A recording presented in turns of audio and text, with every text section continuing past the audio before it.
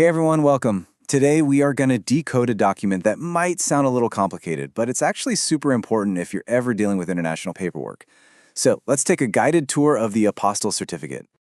So let me ask you this. Have you ever needed to use a document from the US? Something like a birth certificate, maybe a diploma, or a business contract, and use it in a different country? If the answer is yes, then you have definitely come face to face with the need for an apostille. It's the key that unlocks this whole process. So what exactly is an apostille?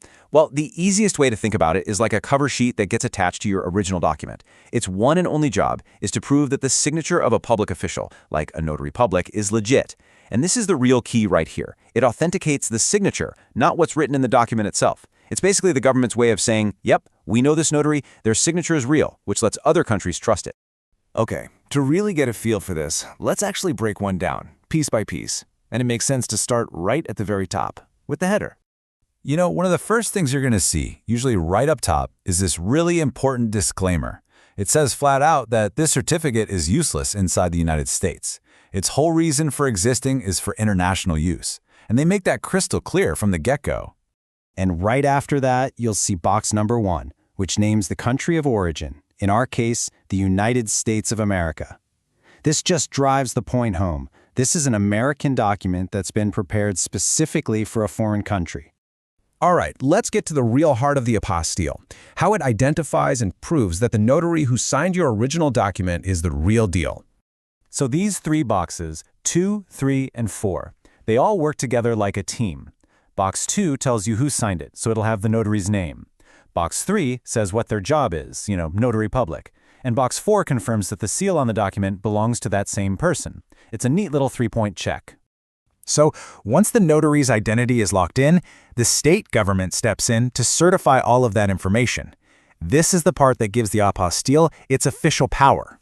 And this section is kind of like the state's own logbook for the certification.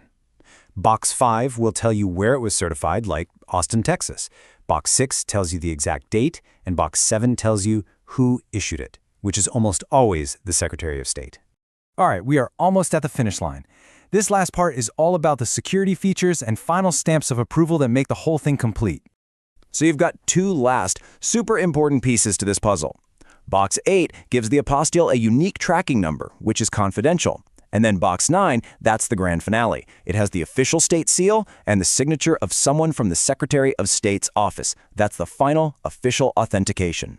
But wait, there's one more really cool security feature that you'll often see. You might hear it described like this: a seal that's on top of 2 pages layered.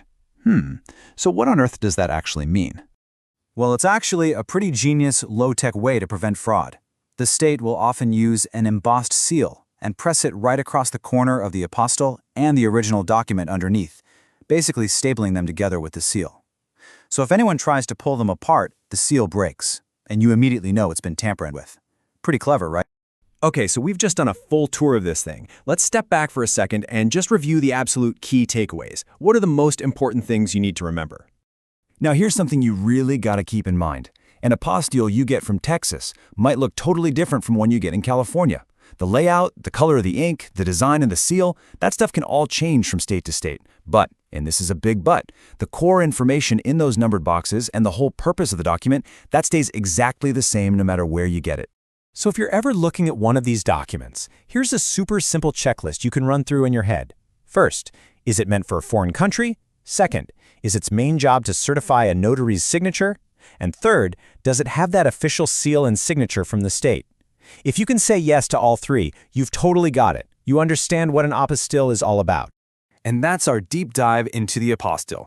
Now that you know its purpose and you know how to read one, hopefully that whole world of international document verification seems a little less intimidating. Which, of course, just leaves one final question: what document are you going to get authenticated next?